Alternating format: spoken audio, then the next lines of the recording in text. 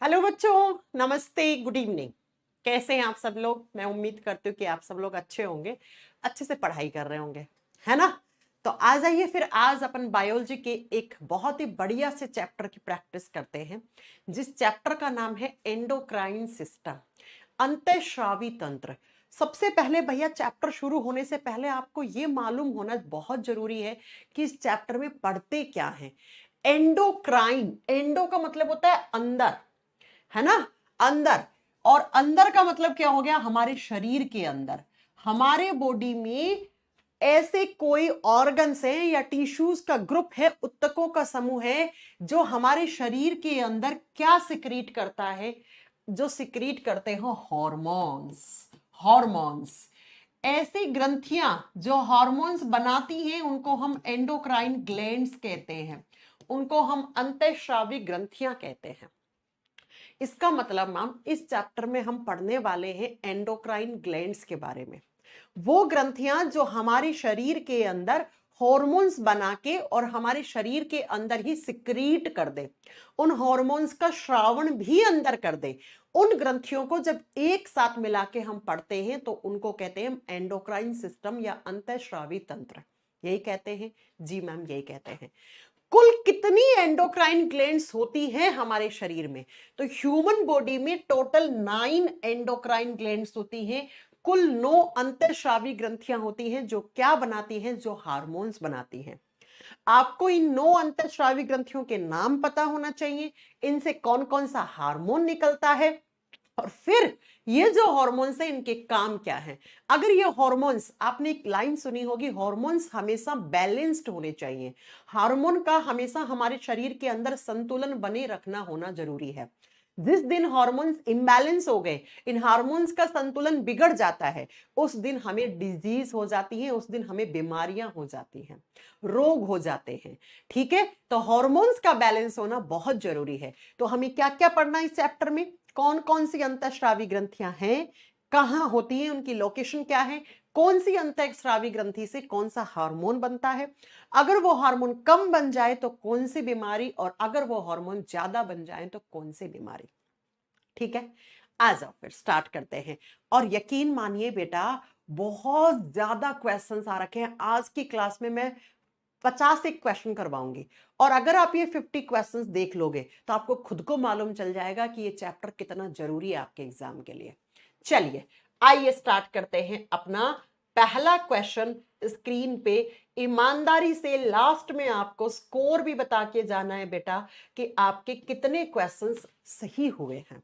ठीक है, कुछ बच्चे कह रहे हैं मैम हमें हमारा कमेंट ले लो। बेटा देखो, कमेंट्स नहीं ले सकते हैं। हजारों बच्चों का कमेंट्स अगर मैं पढ़ाने लेने लग गई ना एक एक बच्चे का, तो कैसे काम चलेगा? ठीक है, चलो आ जाओ। पहला क्वेश्चन क्या कह रहा है? किस हार्मोन की कमी के कारण मधुमेह बीमारी होता है? कौन सा हार्मोन की कमी से डायबिटीज हो जाता है? ये वही डायबिटीज है जिसको आम भाषा में आप शुगर की बीमारी कहते हैं। आपने सुना होगा फलाना इंसान खाना खाने से पहले शुगर का इंजेक्शन लेता है। वो शुगर का इंजेक्शन नहीं लेता है भैया, शुगर है तो शुगर का इंजेक्शन क्यों लेगा? हम लोग ना डेली लाइफ में बहुत सारे सेंटेंस गलत बोलते हैं, है ना? तो वो शुगर का इंजेक्शन नहीं लेता है, वो शुगर से बचाने वाला हार्मोन का इंजेक्शन लेता है जिसको इंसुलिन हार्मोन कहते हैं। चलिए, क्या है पहला क्वेश्चन कि डायबिटीज किसके कारण होता है? बेटा डायबिटीज होता है इंसुलिन हार्मोन की कमी से। अब मैम क्यों? क्योंकि बेटा ये इंसुलिन हार्मोन क्या करता है? देखो, आप खाने में कार्बोहाइड्रेट्स खाते हो, शुगर खाते हो, ठीक है, आपने कोई मीठी चीज खाई, आपने फल फ्रूट खाई, सब्जियां खाया, इन सब के अंदर होता है ग्लूकोज। और ये ग्लूकोज जब हमारे खून में जाता है तो इसी ग्लूकोज को हम नाम दे देते हैं ब्लड शुगर, रक्त वाली शर्करा। तो अगर आपसे एग्जाम क्वेश्चन पूछे कि रक्त शर्करा किसको कहते हैं, ब्लड शुगर किसको कहते हैं, तो आप ग्लूकोज करके आओगे। तो ग्लूकोज जैसे ही हमारे खून में, देखो मैंने ब्लड शुगर लिखा, ब्लड मतलब खून, खून की शुगर। तो होता क्या है, जैसे ही खून में ग्लूकोज की मात्रा ज्यादा होने लगती है, एक्सेस होने लगता है, ये ग्लूकोज ज्यादा होना शुरू होता है, तो इंसुलिन हार्मोन निकलता है। और ये हार्मोन क्या करता है? शुगर को, इस ग्लूकोज को बदल देता है ग्लाइकोजन में। किसके रूप में बदल देता है? ग्लाइकोजन के रूप में। और ये ग्लाइकोजन जाके स्टोर हो जाता है आपके यकृत में, आपके लीवर में। इसीलिए आप पढ़ते हो हमारी बॉडी में जो हमारा रिजर्व फूड होता है, जो भंडारित भोजन होता है, वो ग्लाइकोजन के रूप में और यकृत के पास होता है। तो प्यारे बच्चों सुनो, अगर इंसुलिन की कमी इसका मतलब मैम हमारे खून में ग्लूकोज ज्यादा हो जाएगा। ग्लूकोज क्या होती है? शुगर होती है। तो इंसुलिन की कमी यानी कि शुगर लेवल ज्यादा हो गया, और शुगर लेवल अगर बढ़ गया तो इस कंडीशन को कहा जाता है हाइपरग्लाइसेमिया। इसे क्या कहते हैं हम इसे हाइपरग्लाइसेमिया कहते हैं। और अगर बहुत दिनों तक हाइपरग्लाइसेमिया रहे तो आगे चलकर डायबिटीज हो जाता है, और इंसुलिन की कमी से जो डायबिटीज होता है उसको हम कहते हैं डायबिटीज मेलाइटस। पृथ्वी हटो। उसको हम क्या कहते हैं? उसको हम डायबिटीज मेलाइटस कहते हैं। दो प्रकार के डायबिटीज होते हैं, एक होता है डायबिटीज मेलाइटस, एक होता है डायबिटीज इंसिपिडस। आपको यहां पे ये याद रखना है, इंसुलिन की कमी से जो होता है डायबिटीज, वो डायबिटीज मेलाइटस होता है। अब मेरी बात बड़ा ध्यान से सुनना बेटा। इंसुलिन हार्मोन क्या करता है? ग्लूकोज को ग्लाइकोजन में बदल देता है। इंसुलिन की कमी इसका मतलब हमारे खून में शुगर कंटेंट ज्यादा, और जब शुगर ज्यादा होता है तो उस कंडीशन को हम क्या कहते हैं? उसको हम हाइपरग्लाइसीमिया कहते हैं। डॉक्टर आपको बोलता है कि भैया बहुत दिनों तक अब आपको शुगर वुगर पे कंट्रोल करके रखना है, नहीं तो अब आगे चलकर आपको डायबिटीज हो सकता है। तो हाइपरग्लाइसीमिया वो स्टेज होती है जहां पे डॉक्टर आपको संचेत करता है कि भैया आगे चलकर आपको डायबिटीज हो सकती है ना। तो हाइपरग्लाइसीमिया बहुत दिनों तक रहा, फिर भी नहीं माने आप शुगर ज्यादा खा रहे हैं, मीठी चीजें खा रहे हैं ना, जलेबी खा रहे हैं, आप मिठाई खा रहे हैं, तो आगे चलकर क्या हो जाता है? डायबिटीज मेलाइटस हो जाता है। ठीक है। अब आपको इस इंसुलिन के बारे में आपको बहुत अच्छे से क्वेश्चंस नोट करने, क्या क्या एग्जाम में आता है। एग्जाम में क्वेश्चंस आता क्या क्या है तो सुनो, इंसुलिन से बनने वाले क्वेश्चन सारे लिखो। एग्जामिनर क्वेश्चन पूछता है कि ये इंसुलिन हार्मोन कौन बनाता है। आप लोग भी कमेंट बॉक्स में टाइप करते रहिए जो जो क्वेश्चन मैं आपसे पूछ रही हूं। इंसुलिन हार्मोन बनाता कौन है? तो हमारे शरीर में ग्रंथि होती है, जिस ग्रंथि को बोलते हैं हम पैंक्रियास। क्या कहते हैं? अग्नाशय ग्रंथि बनाती है। अग्नाशय ग्रंथि की कौन सी सेल्स बनाती है? बीटा सेल, बीटा कोशिकाएं। ये सारे क्वेश्चंस हैं। इंसुलिन हार्मोन का नेचर क्या है? ये प्रकृति से कैसा है? ये किससे बना हुआ होता है? तो इंसुलिन बना हुआ होता है प्रोटीन से, यानी कि इंसुलिन हार्मोन प्रोटीन से बना हुआ। तो इंसुलिन का नेचर क्या है? प्रोटीन नेचर है। ठीक है। और जो हार्मोन प्रोटीन से बने हुए होते हैं उनको हम पेप्टाइड हार्मोन्स कहते हैं। तो अगर आपसे एग्जाम में क्वेश्चन पूछ ले इंसुलिन कैसा हार्मोन है? पेप्टाइड हार्मोन है। इंसुलिन को बनने के लिए प्रोटीन के साथ साथ एक मिनरल की आवश्यकता होती है, और उस मिनरल को कहते हैं हम खनिज तत्व। कौन सा मिनरल? जिंक। तो एग्जामिनर क्वेश्चन पूछे कि हमारे शरीर में इंसुलिन के निर्माण के लिए कौन सा मिनरल आवश्यक है, तो जिंक करके आएंगे आप। ठीक है। ऐसे आपको पोस्टमार्टम करके पढ़ना है हर एक क्वेश्चन। राइट जी मैम। आ जाइए, बाकी इंसुलिन से एक दो क्वेश्चन और बनेंगे, वो आगे आपको पढ़ाऊंगी मैं। आइए दूसरा क्वेश्चन क्या कह रहा है। दूसरा क्वेश्चन, मैम आपका बच्चा रो रहा है। अरे वो क्लास में बीच में आ जाता है, उसको मार्कर चाहिए होता है, ले गए उसके पापा, है ना। चलो आ जाओ नेक्स्ट क्वेश्चन। मानव शरीर में पाए जाने वाली निम्नलिखित में से कौन सी ग्रंथि एक अंतःस्रावी ग्रंथि नहीं है? कब किसने पूछा? आरआरबी ग्रुप डी 2022 ने पूछा कि इनमें से कौन सी ग्रंथि है जो एंडोक्राइन ग्लैंड नहीं है। ठीक है मैम, आप सेल पढ़ा रही हो या ग्रंथि? बेटा ग्रंथि है। सेल कहां से आ गया? सेल चैप्टर के बारे में जानते भी हो क्या तुम थोड़ा बहुत? हाँ चलो सुनो, तो कौन सी ग्रंथि है जो एंडोक्राइन ग्लैंड नहीं है? मैंने कहा था कुल कितनी एंडोक्राइन ग्लैंड्स होती हैं? 9 एंडोक्राइन ग्लैंड्स होती हैं, कुल 9 अंतःस्रावी ग्रंथियां होती हैं। अब आप बताओ कौन सी नहीं है? एड्रिनल ग्लैंड कहां होती है? हमारी किडनी के ऊपर। आपके जो गुर्दे है ना, गुर्दे कितने हैं? 2 हैं। मैं यही मान के चलूं सब में 2 हैं, एक आधा बेच तो नहीं दिया है। आजकल नया आईफोन लॉन्च हो रहा है ना, एक आधा किडनी विडनी बेच तो नहीं दिया है। तो बेटा जो हमारा किडनी है उसके ऊपर 2 एड्रिनल ग्रंथियां होती हैं, इसीलिए इसका हिंदी में नाम है अधिवृक्क। वृक्क के ऊपर, किडनी को हिंदी में वृक्क बोलते हैं। पीयूष ग्रंथि, पिट्यूटरी ग्लैंड कहां होती है? जल्दी से कमेंट बॉक्स में बताओ। पिट्यूटरी ग्लैंड हमारे ब्रेन में होती है, मस्तिष्क में होती है। इसी ग्रंथि को हम मास्टर ग्लैंड बोलते हैं, इसको मास्टर ग्रंथि कहते हैं। और तीसरा सुनो, थायराइड ग्रंथि कहां होती है? थायराइड ग्रंथि गले में होती है, थ्रोट में। कभी कभी कुछ एग्जाम वाले नेक गर्दन टाइप कर देते हैं, है ना, तो वो भी ठीक है एक हद तक। अब आओ, सलाइवरी ग्लैंड्स, इस क्वेश्चन का सही आंसर होगा लारीय ग्रंथियां। लारीय ग्रंथियां कोई एंजाइम नहीं बनाती हैं, लारीय ग्रंथियां बनाती हैं सलाइवा। सलाइवरी ग्लैंड्स क्या बनाती है? सलाइवा, लार बनाती हैं। अब मुझे आप लोगों से एक क्वेश्चन का आंसर चाहिए कि कितनी सलाइवरी ग्लैंड्स होती हैं और कितने प्रकार की होती हैं। मैं भी तो देखूं आपकी कितनी तैयारी है, मुझे भी तो पता लगे, है ना बेटा। ये प्रीवियस ईयर के क्वेश्चंस करवाने से आपको बहुत कुछ अपनी सच्चाई पता लगेगी कि आपने कैसा पढ़ा है, कितना पढ़ा है। मुझे जल्दी से बताओ कितनी होती है लारीय ग्रंथियां और कितने प्रकार की होती हैं। ये क्वेश्चन का आंसर आपको डालना है कमेंट बॉक्स में। अगला क्वेश्चन ग्रुप डी 2022 ने पूछा, विच of the following is an example of ovarian hormone? इनमें से कौन सा हार्मोन है जो ओवेरी बनाता है, जो अंडाशय बनाता है? महिलाओं के अंदर एक पेयर, एक जोड़ी ओवेरी होती है, अंडाशय होते हैं, और ये अंडाशय से फीमेल हार्मोन बनता है। ठीक है, ओवेरी से बनने वाले हार्मोन्स नोट डाउन कर लो फटाक से। यहां पर इस क्वेश्चन का आंसर होगा एस्ट्रोजन। एस्ट्रोजन हार्मोन को कहते हैं फीमेल हार्मोन, मादा वाला हार्मोन। ठीक है, ये एक लड़की को लड़के से अलग बनाता है बेटा। हाँ, ये हार्मोन एक लड़की को लड़के से अलग बनाता है, और यही हार्मोन होता है जो महिलाओं की मेंस्ट्रुअल साइकिल को स्टार्ट भी करता है और खत्म भी करता है। मासिक धर्म चक्र को शुरू भी करता है और खत्म भी करता है। मेंस्ट्रुअल साइकिल के लिए सबसे ज्यादा जिम्मेदार हार्मोन कौन सा है? Estrogen hormone. तो अगर किसी महिला में एस्ट्रोजन हार्मोन का सिक्रेशन गड़बड़ाया तो उसका मेंस्ट्रुअल साइकिल खराब हो जाता है ना। आगे बात समझ में। अब लिखो ओवेरी से कौन कौन से हार्मोन बनते हैं। एक तो एस्ट्रोजन हो गया, दूसरा लिखो प्रोजेस्टेरोन। दूसरा कौन सा लिखोगे आप? प्रोजेस्टेरोन। और ये प्रोजेस्टेरोन जो हार्मोन होता है, ये प्रेगनेंसी वाला हार्मोन। पी से प्रोजेस्टेरोन, पी से प्रेगनेंसी, लिख लेना इसको। इसको बोलते हैं गर्भधारण हार्मोन। ठीक है, ये कब ज्यादा मात्रा में रिलीज होता है? ये तब ज्यादा बनता है बेटा जब कोई लड़की मां बनने वाली होती है। तो एग्जाम में पता है कैसे क्वेश्चन पूछता है? एग्जामिनर पूछता है प्रेगनेंसी को मेंटेन करने वाला हार्मोन कौन सा है, तो प्रेगनेंसी को मेंटेन करने वाला हार्मोन प्रोजेस्टेरोन होता है। और यही एस्ट्रोजन प्रोजेस्टेरोन कौन बनाती है? ओवेरी, अंडाशय।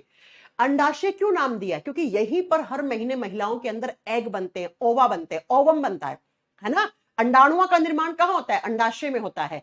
तो एस्ट्रोजन हार्मोन फीमेल हार्मोन है, मादा हार्मोन है, जबकि ये प्रोजेस्टेरोन क्या है? Pregnancy hormone. और ये दोनों हार्मोन कौन बनाता है? ओवेरी बनाता है, अंडाशय बनाता है। आ जाइए अगला question. Next question group D 2022 में अगेन पूछा हुआ, कह रहा है which mineral is required for the production of thyroxine hormone? Thyroxine hormone को बनने के लिए कौन सा खनिज तत्व चाहिए? ये थायरोक्सिन हार्मोन बनाती कौन सी ग्रंथि है?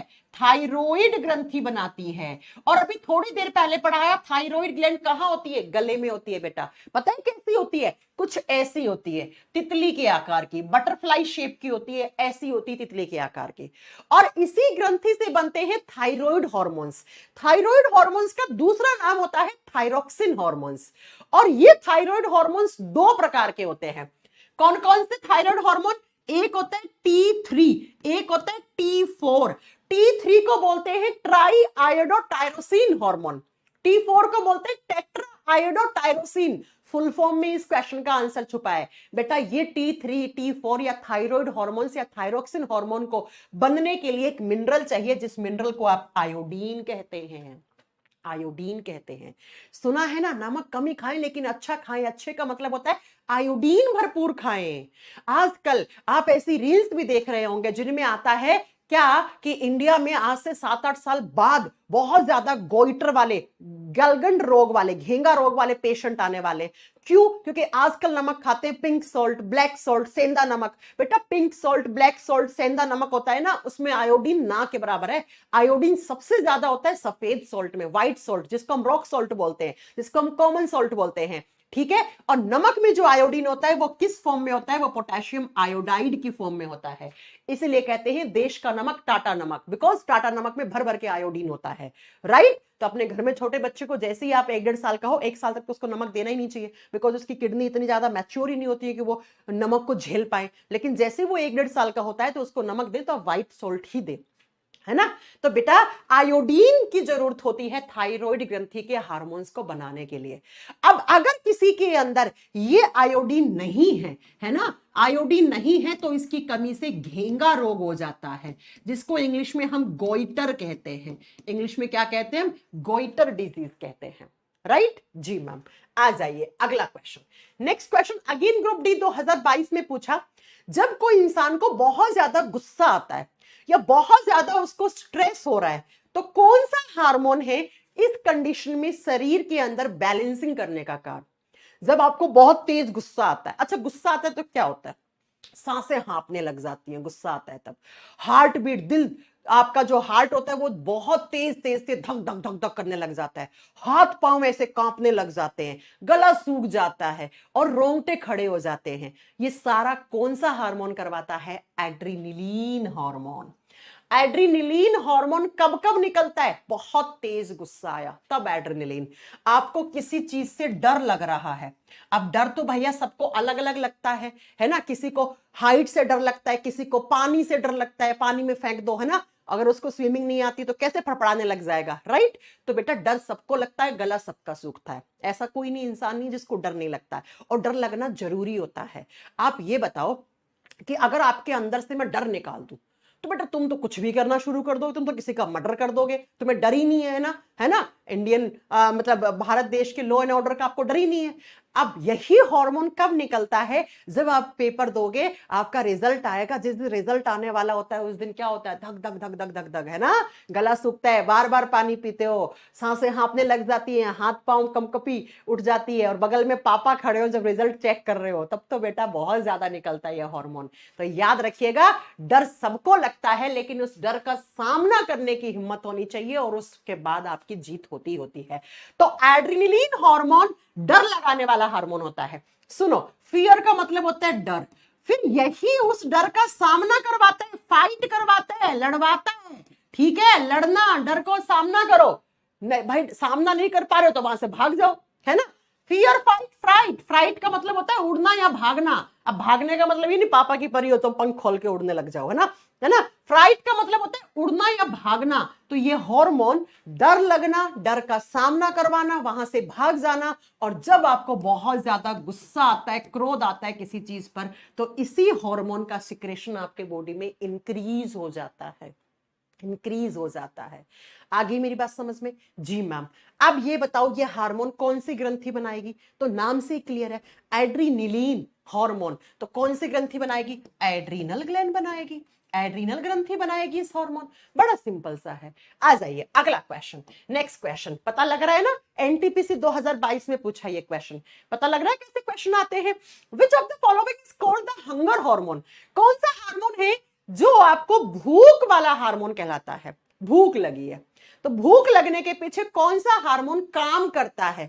तो बेटा कौन सा हार्मोन काम करता है, जब भूख लगती है तो आपको दो हार्मोन के बारे में पता होना चाहिए, एक होता है ग्रेलिन और एक होता है लैप्टीन। दोनों ही हार्मोन इस ऑप्शन में है। देखो बेटा भूख लगने वाला हार्मोन पूछे तब तो आपको ग्रेलिन आंसर करना है। अब भूख लगी है, आप बाहर से खाना नहीं खा रहे हो, अब आपका ऑर्गन्स थोड़ी ना ये बात समझेंगे, उनको तो एनर्जी चाहिए कॉन्टिन्यूअसली। तो बेटा तब क्या होता है, तब आपके बॉडी में फैट वेट का जो स्टोर फैट होता है उसको कार्बोहाइड्रेट में कन्वर्ट कराने के लिए ऑर्डर दे देता है लैक्टिन हार्मोन, ठीक है। ग्रेलिन हार्मोन हंगर हार्मोन के नाम से फेमस है बेटा, ये बात आपको याद रखना। अच्छा ये क्वेश्चन आ जाए, ब्रेन का कौन सा हिस्सा आपको भूख महसूस करवाता है। तो ब्रेन का हिस्सा करवाता है एक हाइपोथैलेमस। हमारे ब्रेन में एक हिस्सा होता है जिसको हाइपोथैलेमस कहते हैं, ये आपको भूख महसूस करवाता है कि भैया कुछ खा लो, कुछ चटपटा खा लो, कुछ मीठा खा लो, कुछ नमकीन खा लो। ये उसी हाइपोथैलेमस की ही देन है। अगला क्वेश्चन, नेक्स्ट क्वेश्चन आपके एग्जाम में पूछा हुआ है एनटीपीसी 2022 में, which of the following pigments is mainly responsible for the colour of our hair, skin and eyes. हमारे बालों का काला कलर, है ना, और हमारी स्किन का जो कलर है, त्वचा का कलर है, और हमारी आंखों का ये कलरिंग पार्ट कौन सा होता है? आइरिस होता है, परितारिका होता है। तो ये किसकी वजह से है? ये एक पिगमेंट की वजह से है, और जिस पिगमेंट को बोलते हैं मेलानिन पिगमेंट। मेलानिन पिगमेंट आपकी त्वचा को कलर देता है, आपके बालों को कलर देता है। और बेटा ये मेलानिन हम इंडियंस में मतलब बैलेंस्ड मात्रा में निकलता है, ना कम ना ज्यादा। जब ये कम होता है तो इंसान कुछ ज्यादा ही गोरा हो जाता है, व्हाइट कलर का हो जाता है। जब ये ज्यादा निकलता है तो इंसान का गेहुआ कलर है ना, सांवले कलर का हो जाता है। नाइजीरियन लोगों में बहुत ज्यादा निकलता है तो उनका कलर तुम्हें पता ही है। और गोरों के अंदर आपको पता है ये कम निकलता है, तो जो गोरे लोग होते हैं ना, मतलब वही गोरे जिन्होंने हम पे शासन किया था, वही वाले गोरे लोग है ना, तो उनके अंदर ये होता है। अब बच्चों सुनो, जब ये मेलानिन बहुत ज्यादा आपकी स्किन में, कहीं कहीं आपको तिल होंगे। ये एसएससी सीजीएल का क्वेश्चन डिस्कस कर रही हूं मैं आपको। मोल बोलते हैं इंग्लिश में, तिल होते हैं। जैसे मेरे हाथ पे ये रहा तिल। एक बार सीजीएल में क्वेश्चन आया कि जो मोल होते हैं, जो तिल होते हैं, उसमें मेलानिन कम होता है कि ज्यादा होता है? बेटा मेलानिन ज्यादा होता है तब जाके ब्लैक कलर बन पाता है। जैसे हमारे बालों में मेलानिन बहुत ज्यादा होता है तो हमारे बाल ब्लैक कलर के होते हैं। अगर मेलानिन कम होने लग जाता है तो बाल मतलब ब्राउन से कलर के, गोल्डन से कलर के, फिर सफेद कलर के हो जाते हैं। तो तिल के अंदर मेलानिन बहुत ज्यादा होता है, तो कहीं कहीं हमारी स्किन के अंदर जो सेल्स है ना, वो मेलानिन को ज्यादा ही बना देती हैं। ज्यादा बन जाता है तो वो आके कॉन्सेंट्रेटेड फॉर्म में जम जाता है और वहीं पे आपको तिल हो जाते हैं, उसी को मोल कहते हैं। ठीक है, याद रखेंगे इस चीज को। जी मैम। तो स्किन को कलर देने वाला, बालों का कलर देने वाला, यही आपका मेलानिन नाम का पिगमेंट है। अब सुनो, मायोग्लोबिन कहां होता है? मायोग्लोबिन हमारा मांस लाल कलर का होता है, लाल मांस है ना, तो ये हमारी मसल्स को कलर देता है बेटा। ये हमारी मांसपेशियों को कलर देने वाला पिगमेंट होता है। मांसपेशियों का लाल रंग, यानी कि मांस का जो लाल रंग होता है वो मायोग्लोबिन की वजह से होता है। जैसे हीमोग्लोबिन खून को लाल रंग देता है, ये मायोग्लोबिन हमारे मांस को लाल कलर देता है। क्लोरोफिल, क्लोरोफिल हरा रंग देता है। और हरा रंग किसको? प्लांट को। पेड़ के पत्ते देखे ना, हरे रंग के होते हैं।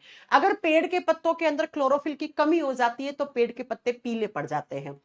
ज़ैंथोफिल पीला कलर देता है। जैसे पपीता पीला होता है तो पीले का कलर, पपीते के छिलके का पीला रंग ज़ैंथोफिल की वजह से है। सूरजमुखी का फूल पीला होता है, इसी की वजह से है। गेंदे का फूल पीला होता है, इसी की वजह से होता है। राइट जी मैम। आ जाइए नेक्स्ट क्वेश्चन पे चलते हैं। अगला क्वेश्चन एनटीपीसी 2022 में पूछा। बेटा मेरी आवाज थोड़ी सी चेंज इसलिए लग रही है बिकॉज 3-4 दिन से मेरी तबियत खराब थी, जुकाम वुखाम से बहुत ज्यादा परेशान हूं मैं, उसी की वजह से लग रही है आपको आवाज। ठीक है, कौन सी एक युवावस्था के समय लड़कों में दिखाई देने वाली उपस्थिति में बदलाव लाता है?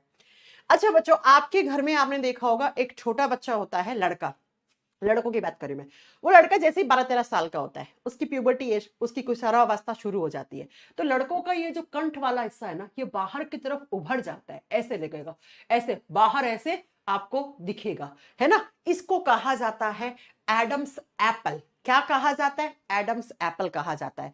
ये एक प्यूबर्टी एज शुरू होने का बहुत बड़ा सिम्टम होता है।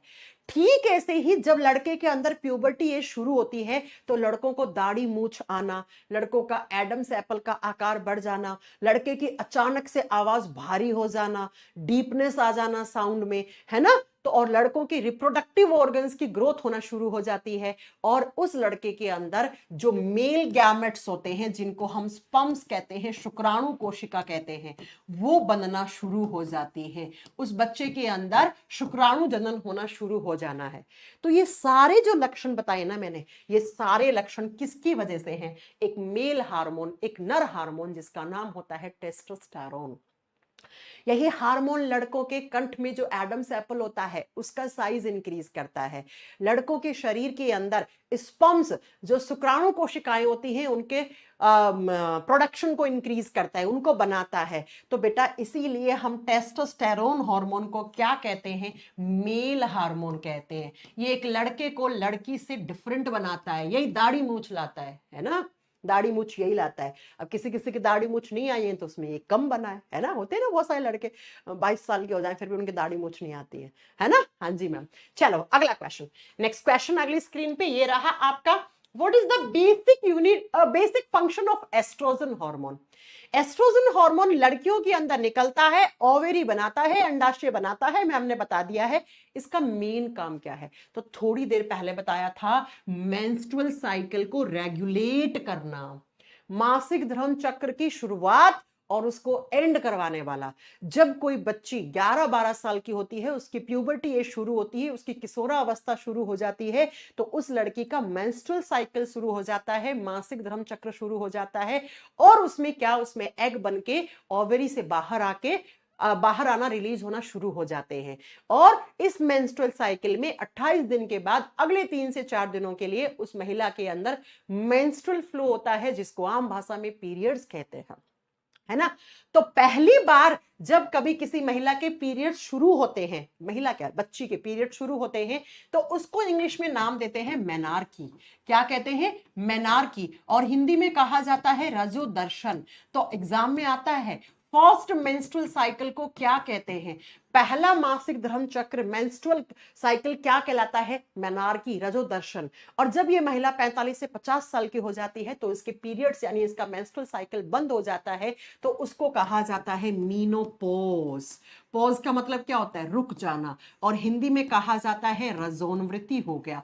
तो याद रखिएगा, लास्ट मेंस्ट्रुअल साइकिल को मीनोपॉज कहते हैं और फर्स्ट मेंस्ट्रुअल साइकिल को मेनार्की कहते हैं। और ये दोनों ही काम किसके हैं? एस्ट्रोजन हार्मोन के। एस्ट्रोजन हार्मोन का मेन काम होता है महिलाओं के मेंस्ट्रुअल साइकिल को बैलेंस, रेगुलेट करके रखना। अगर ये हार्मोन ऊपर नीचे होता है तो महिलाओं के अंदर बहुत सारी गड़बड़ हो जाती है। गड़बड़ में सबसे बड़ी गड़बड़ उसकी मेंस्ट्रुअल साइकिल ऊपर नीचे हो जाती है, राइट? हाँ जी मैम। तो चलिए अगला क्वेश्चन, नेक्स्ट क्वेश्चन क्या कह रहा है? एडम्स एप्पल किसको कहा जाता है? एनटीपीसी 2021 में पूछा। अभी जो मैं बात कर रही थी ना कि 11-12 साल का लड़का होता है, उसकी अचानक से आवाज बहुत भारी हो जाती है, बहुत गहरी हो जाती है। क्यों? क्योंकि उसके एडम्स एप्पल का साइज बढ़ जाता है, इसीलिए लड़कों की आवाज अचानक से भारी और गहरी हो जाती है। तो ये जो एडम्स एप्पल होता है, ये कहां होता है? कंठ में। अच्छा, कंठ में कहां होता है? सुनो, ये वॉइस बॉक्स है आपका, वॉइस बॉक्स, इसको बोलते हैं साउंड वाला बॉक्स। इससे आपकी आवाज बन रही है। ये बॉक्स जो है, इसमें वोकल कॉर्ड्स होती हैं, स्वर रज्जुएं होती हैं, और इससे क्या आपकी आवाज बन रही है, ठीक है? ये तो आवाज बनाता है। इसके चारों तरफ ऐसे कार्टिलेज की स्ट्रक्चर होती है, उपास्थियों से बनी हुई एक संरचना पाई जाती है, जिसको एडम्स एप्पल कहा जाता है।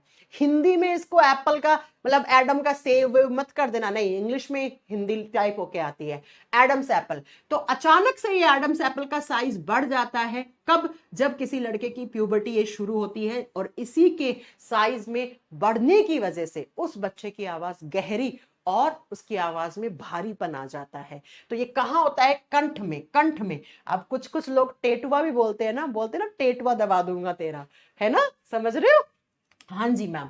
अगला क्वेश्चन, नेक्स्ट क्वेश्चन आपकी स्क्रीन पे रहा, क्वेश्चन नंबर 11। थायरोक्सिन के संश्लेषण के लिए कौन सा तत्व आवश्यक है? देखो, यही क्वेश्चन ग्रुप डी में पूछा, यही देखो एनटीपीसी में पूछ लिया।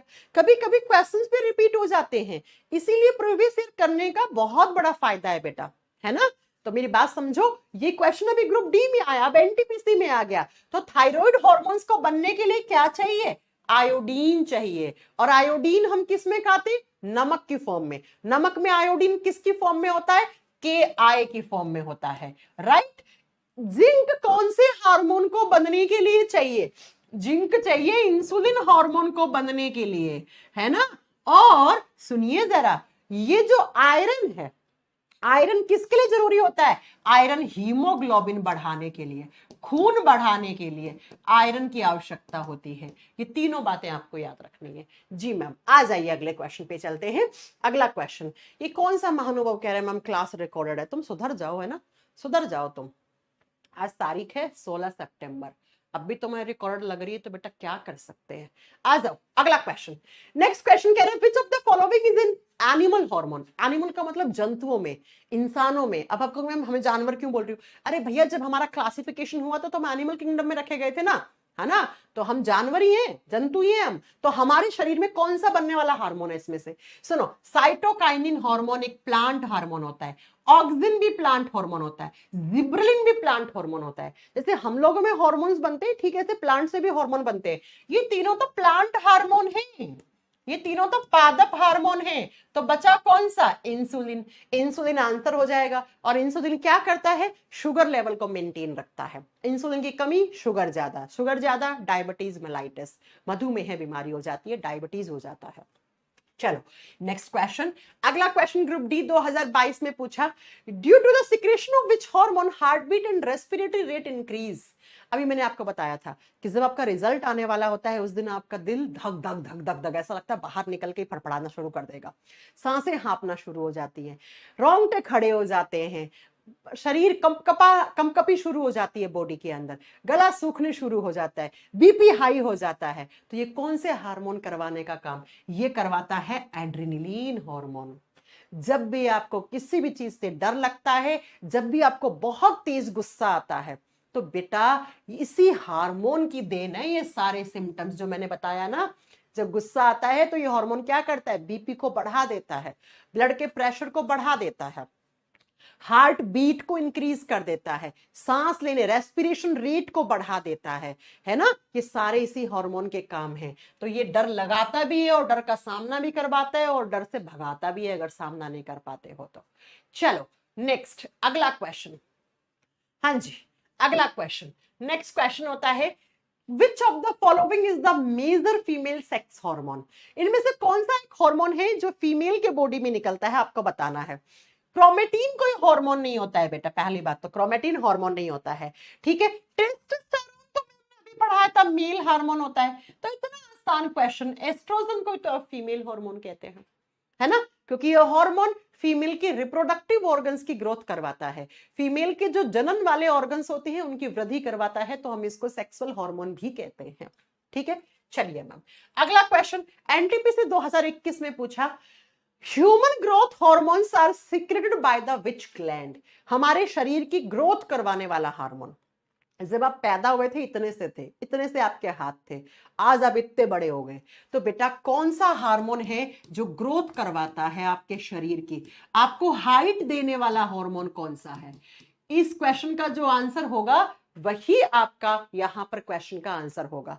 सुनो जरा, आपकी हाइट कौन से हार्मोन की वजह से बढ़ी है? GH hormone. जीएच का फुल फॉर्म होता है ग्रोथ हार्मोन, वृद्धि करवाने वाले हार्मोन। ये हमारे ऑर्गन्स की, हमारे टिश्यूज की, हमारे बॉडी की ग्रोथ करवाते हैं। और इसी हार्मोन का एक दूसरा नाम होता है सोमेटोट्रोपिन हार्मोन, लिख दो। इसी हार्मोन को हम सोमेटोट्रोपिन हार्मोन भी कहते हैं। और इसी हार्मोन की वजह से आपकी जो हाइट है ना बेटा, वो हाइट इसी हार्मोन की देन है। अगर ये हार्मोन कम बन जाए तो ड्वार्फिज्म हो जाता है, बोनापन का शिकार हो जाता है आदमी। अगर ये बहुत ज्यादा बन जाए तो बेटा एक्सेस ग्रोथ हो जाती है बॉडी की। जैसे ग्रेट खली को देखा है ना आपने, कितने लंबे लंबे हाथ है उसके, है ना? राइट। अब ये हार्मोन बनाता कौन है? तो ये बनता है पिट्यूटरी ग्रंथि से, पीयूष ग्रंथि से, पिट्यूटरी ग्लैंड से। ये जो पीयूष ग्रंथि होती है ना, ये पिट्यूटरी ग्लैंड, ये हमारे ब्रेन में होती है, मस्तिष्क में होती है, मटर के दाने की जैसी होती है। जैसे मटर के दो दाने होते हैं ना, वैसी होती है। इसके आगे वाले हिस्से को बोलते हैं एंटीरियर पिट्यूटरी पार्ट, अग्र पीयूष ग्रंथि का हिस्सा। पीछे वाले को बोलते हैं पोस्टीरियर पिट्यूटरी पार्ट, फर्स्ट भाग। तो बेटा ये भी याद रखना है कि ये ग्रोथ हार्मोन जो हमारे शरीर की ग्रोथ करवाते हैं, हाइट देते हैं, ये पिट्यूटरी के कौन से, अच्छा ए गलत हो गया, सॉरी, पिट्यूटरी के आगे वाले हिस्से से बनते हैं, बी होगा इसका आंसर से, ए नहीं होगा बेटा, मैंने आगे नहीं पढ़ा था ना। फर्स्ट भाग से नहीं बनते हैं, अग्र भाग से बनते हैं। पीछे वाले से सिर्फ दो हार्मोन बनते हैं पिट्यूटरी के, anti diuretic hormone, oxytocin hormone, ठीक है। तो है ना, तो सुनिए जरा, इसका आंसर बी होगा, ए नहीं होगा, ठीक है। पीयूष ग्रंथि का आगे वाला हिस्सा जीएच हार्मोन बनाता है, इसको सोमेटोट्रोपिन हार्मोन कहते हैं। और आपकी जनरल नॉलेज के लिए बता दूं, 20-22 साल तक आपको जितनी हाइट मिलनी होती है उतनी मिल जाती है। उसके बाद धीरे धीरे ये जीएच हार्मोन बनना बंद ही हो जाते हैं बेटा। उसके बाद तुम कितना ही लटक लो, कितना ही कॉम्प्लेन पी लो, फिर तुम्हारा कुछ ना हो सकता है। चलो अगला क्वेश्चन, नेक्स्ट क्वेश्चन क्या कह रहा है, which hormone controls the blood sugar level in the body? कौन सा हार्मोन है जो ब्लड शुगर लेवल को कंट्रोल करता है? ब्लड शुगर किसको बोलते हैं? ग्लूकोज को। तो मैं ये कह सकती हूं कौन सा हार्मोन है जो ग्लूकोज की मात्रा पर संतुलन बना के रखता है? Answer is insulin. इंसुलिन। अच्छा, शुगर लेवल कितना होना चाहिए? आपने खाना नहीं खाया है, 2 तरीके से शुगर चेक होती है आपकी, बिफोर मील फास्टिंग जिसको बोलते हैं, है ना, खाना खाने से पहले कितना, 80 से 100, ये मैक्सिमम है, इतना आना चाहिए आपका, 80 से नीचे ही आना चाहिए तो अच्छा है, ठीक है। और अगर आपने खाना खा लिया तो खाने में आपने ग्लूकोज तो खाया ही होगा भैया, तो खाना खाने के बाद शुगर कितना आना चाहिए? 180 से नीचे, 180 से नीचे। तो अब अगर खाना खाने से पहले तुम्हारा 150 आ रहा है तो भैया तुम्हें डायबिटीज है, खाना खाने के बाद तुम्हें 250 आ रहा है तो भैया तुम्हें डायबिटीज है। इसीलिए हम ग्लूकोज को 2 तरीके से मेजर करते हैं, before meal and after meal. हाँ, ये मैं शुगर की बात कर रही हूं, एक बच्चा 120/80 लिख रहा है, बेटा वो ब्लड प्रेशर होता है, वो बीपी होता है। यही तो है, बस तुम लोग ना ऐसी इतना पढ़ा दो फिर एकदम कचरा कर देते हो लाके एक साथ ना, ठीक है। तो लिखिए बिफोर मील 80 से नीचे हो तो अच्छा रहता है शुगर लेवल, खाना खाने के बाद 180 से नीचे हो तो अच्छा है भैया, ठीक है। चलिए नेक्स्ट क्वेश्चन, अगला क्वेश्चन एनटीपीसी 2021 में पूछा, मानव शरीर में ये इंसुलिन पीछा नहीं छोड़ रहे, तुम देख लो, मानव शरीर में इंसुलिन का काम क्या है, इंसुलिन क्या करता है? तो बेटा इंसुलिन का काम होता है ग्लूकोज को ग्लाइकोजन में कन्वर्ट करना। अब देख लो कौन से ऑप्शन में है, ठीक है। यह नियंत्रित करता है कि शरीर ग्लूकोज और वसा का उपयोग और भंडारण कैसे करता है। ये एग्जाम की लैंग्वेज है, मेरी लैंग्वेज नहीं है, बिल्कुल सही है, ठीक है। बाकी तो किसी ऑप्शन में है नहीं। यह रक्त के प्रवाह को नियंत्रित करता है, नहीं, ब्लड फ्लो में इसका क्या योगदान है ना, ठीक है। तो हमारे बॉडी में ग्लूकोज के लेवल को मेंटेन करने का काम करता है। ग्लूकोज को हम क्या कहते हैं? ब्लड शुगर, रक्त वाली शर्करा कहते हैं, ठीक है। चलो आ जाओ अगला क्वेश्चन, नेक्स्ट क्वेश्चन, इनमें से कौन सी अंतःस्रावी ग्रंथि नहीं है? एनटीपीसी 2021 में पूछा, कौन सी एक एंडोक्राइन ग्लैंड नहीं है? तो पीनियल ग्लैंड तो एंडोक्राइन ग्लैंड होती है, कहां होती है? ये भी ब्रेन में होती है, ये भी हमारे मस्तिष्क में होती है। थायराइड भी एंडोक्राइन ग्लैंड होती है, ये कहां होती है? हमारे थ्रोट या नेक में, गले में या गर्दन में होती है, और ये किडनी के ऊपर होती है। जबकि अभी तो आया था ये क्वेश्चन कि एड्रिनल ग्लैंड जो होती है वो एक एंडोक्राइन ग्लैंड नहीं है, वो एक्सोक्राइन होती है, वो बहिस्रावी ग्रंथि होती है, वो सलाइवा बनाती है, सलाइवा में एंजाइम होता है, और एंजाइम बनाने वाली को आप डाइजेस्टिव ग्लैंड या एक्सोक्राइन ग्लैंड्स कहते हो, बहिस्रावी ग्रंथि कहते हो। अगला क्वेश्चन, डैश में हार्मोन सामान्यतः अनुपस्थित होता है, किसमें हार्मोन नहीं पाया जाता? शानदार क्वेश्चन, किसमें हार्मोन होता ही नहीं है? तो बेटा बंदरों में हार्मोन होते हैं, बिल्कुल, बिल्ली में होते हैं, हाँ, चूहे में होता है, बैक्टीरिया में, बैक्टीरिया में कोई हार्मोन नहीं होता। मैम क्यों नहीं होता? बैक्टीरिया तो यूनिसेलुलर ऑर्गेनिजम्स होते हैं, एक कोशिकीय जीव होते हैं बेटा, इनके शरीर में तो बस सिंगल सेल है, बस सेल ही बनी है। अब इस सेल ने आगे डिवीजन नहीं किया, इस कोशिका ने आगे विभाजन नहीं किया, तो बेटा टिश्यूज नहीं बने तो ऑर्गन्स नहीं बने, तो ग्रंथियां कहां से बन जाएंगी इनके अंदर? और जब ग्रंथियां ही नहीं है तो बेटा इसमें हार्मोन कहां से बन जाएंगे? तो बैक्टीरिया, सारे के सारे बैक्टीरियाज में किसी प्रकार का कोई हार्मोन नहीं होता। और मैंने आपको आज सुबह की क्लास में ही पढ़ाया था थ्योरी बैच में कि बैक्टीरिया में कितना क्रोमोसोम होता है? एक क्रोमोसोम, एक गुणसूत्र, एक जोड़ी मत कर देना, ओनली 1 क्रोमोसोम। सभी के सभी जीवाणुओं के अंदर एक गुणसूत्र, एक क्रोमोसोम पाया जाता है। तो 2 चीजें अपने खोपड़ी के अंदर, जो दिमाग है उसके अंदर बैठा लो कि जो जीवाणु होते हैं उसमें एक जोड़ी मत कर देना, एक सिंगल क्रोमोसोम होता है, और वो एक कोशिकीय जीव होते हैं, और उनके अंदर किसी प्रकार की कोई ग्रंथियां नहीं होती हैं, कोई टिश्यू नहीं होते हैं, और हार्मोन नहीं होते हैं। चलो आ जाओ अगला question, next question, which hormone present in the bone marrow promotes RBC production? बहुत शानदार क्वेश्चन पूछा ये एनटीपीसी 2021 में, बहुत अच्छा क्वेश्चन। बच्चों आपने कभी सुना है कि आप जब पहाड़ों पे चढ़ते हैं तो आपके शरीर के अंदर आरबीसी का प्रोडक्शन बढ़ जाता है? हाँ, 5 से लेकर 15% तक, है ना, आपकी आरबीसी का अमाउंट बढ़ सकता है, आरबीसी इंक्रीज हो सकती है, क्योंकि आरबीसी का काम क्या होता है? ऑक्सीजन पहुंचाना हमारी सेल्स के पास, हमारे सारे के सारे ऑर्गन्स, टिश्यूज, सेल्स के पास ऑक्सीजन पहुंचाने का काम आरबीसी का होता है।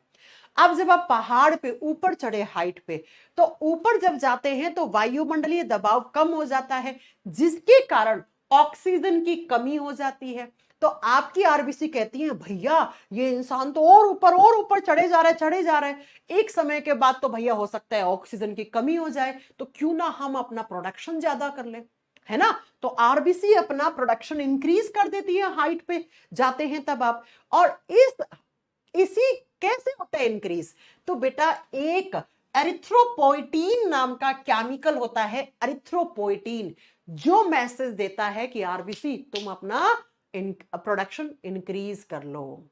इस क्वेश्चन को आप ऐसे भी कर सकते थे, आरबीसी का दूसरा नाम क्या होता है, एरिथ्रोसाइट होता है। आरबीसी जो सेल्स होती है खून में, उनको एरिथ्रोसाइट भी कहते हैं। तो देखो अरिथ्रो, ठीक है। तो एरिथ्रोपोइटीन वो केमिकल होता है, ये केमिकल हार्मोन की फॉर्म में भी आप कह सकते हो, क्योंकि हार्मोन्स आर केमिकल मैसेंजर्स, है ना। हार्मोन्स को हम रासायनिक संदेश वाहक कहते हैं। तो क्या होता है कि ये एरिथ्रोपोइटीन आपके शरीर में ब्रेन और आपके आरबीसी को सिग्नल देता है कि अपना प्रोडक्शन इंक्रीज कर लो। तो याद रखिएगा, हाइट पे जाते हैं तो आरबीसी की संख्या बढ़ जाती है। इसीलिए आपने कभी देखा हिमाचल उत्तराखंड जाते हैं तो वहां के लोग जो पहाड़ों पे रहते हैं, दिन रात वहीं रहते हैं, उनका जन्म वहीं होता है, उनके गाल एकदम टमाटर जैसे लाल होते हैं। क्यों? क्योंकि उनमें हमसे ज्यादा आरबीसी होती है, क्योंकि बेटा वो बचपन से ही कहाँ रह रहे हैं, पहाड़ पे रह रहे हैं, बचपन से ही उनके बॉडी में आरबीसी ज्यादा बन रही है। तो खून ऐसा चमकता है उनकी स्किन से, उनके एकदम गाल कैसे होते हैं, पहाड़ी टमाटर जैसे होते हैं उनके गाल, है ना। तो ये बात याद रखिएगा। नेक्स्ट क्वेश्चन पे चलते हैं। Which hormone is release from the testis. जो लड़कों के अंदर एक जोड़ी टेस्टिस, सिंगल को टेस्टिकल कहते हैं, दो को टेस्टिस कहते हैं, वृषण कहते हैं, वो कौन सा हार्मोन बनाता है। पहली बात याद रखना, टेस्टिस रिप्रोडक्टिव ऑर्गन है, रिप्रोडक्टिव ग्लैंड है, इसका मतलब ये रिप्रोडक्शन में काम आने वाले हार्मोन्स बनाएगा। जी हाँ बिल्कुल। तो लड़कों के जो टेस्टिकल्स होते हैं उनसे एक हार्मोन बनता है जिसको बोलते हैं टेस्टोस्टेरोन हार्मोन। अब मुझे कौन सा होशियार बच्चा जो ये बता देगा कि टेस्टिकल की कौन सी सेल्स, कौन सी कोशिकाएं जो होती हैं वो टेस्टोस्टेरोन हार्मोन बनाती हैं। तो याद रखिएगा, टेस्टिस के अंदर लैडिंग सेल्स होती हैं। कौन सी सेल्स बेटा? लैडिंग सेल्स होती हैं, लैडिंग कोशिकाएं होती हैं। ये कोशिकाएं कौन सा हार्मोन बनाती हैं? टेस्टोस्टेरोन हार्मोन बनाती हैं।